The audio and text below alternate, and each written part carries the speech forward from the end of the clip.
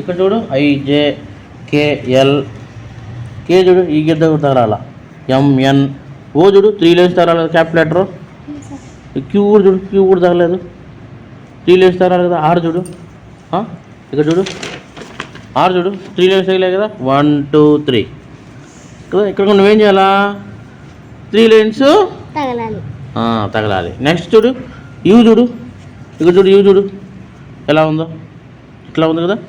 ఇక్కడ చూడు నువ్వు కూడా ఇలా ఇవ్వాలి కదా, చూడు ఇలా ఇవ్వాలి, XYZ. ఓకే. ఇంకా స్మాల్ లెటర్స్ చూడు, స్మాల్ లెటర్స్ అవి ఇలా చక్కగా రాయాలి.